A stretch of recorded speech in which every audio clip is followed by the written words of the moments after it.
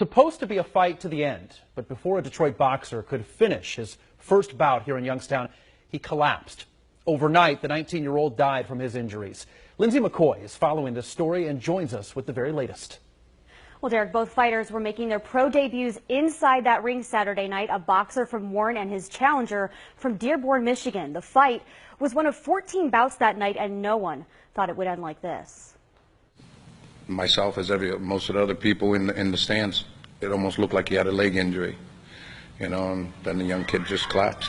Losing balance and falling into the ropes. Near the end of the fourth round, it appeared something was wrong with Hamza al-Jahmi.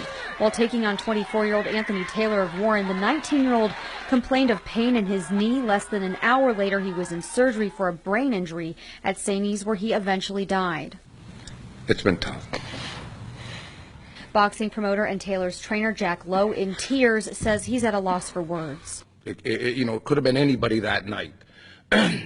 This press conference is not, I didn't call this to come down here and, point fingers or take the blame on anything. It's a brutal, brutal sport. Al-Jahmi posted to Instagram the night before, ready for tomorrow fight night. Everyone keep me in your prayers. Prayers that he now rests in peace are growing across several social media sites. Now the Mahoning County coroner is working to determine his exact cause of death.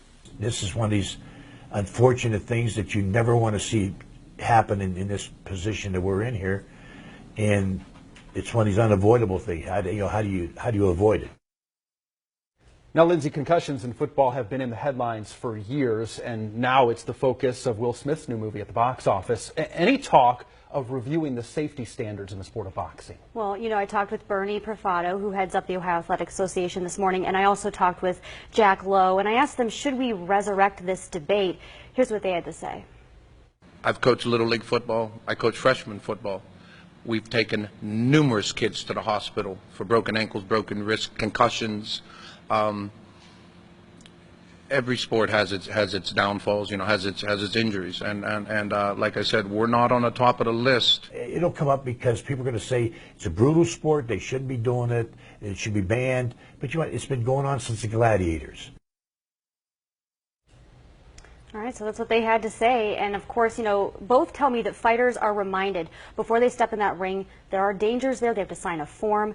I talked with Bernie this morning. He said he had to file a report with the Ohio Athletic Commission, and it will be a topic of discussion at their next meeting, Derek. Yeah, we hear a lot about the long-term effects that boxing can have, but rarely do you see someone die in the ring or even shortly after the ring. So it'll be interesting to see what they say about that. Absolutely. All right, thanks, Lindsay.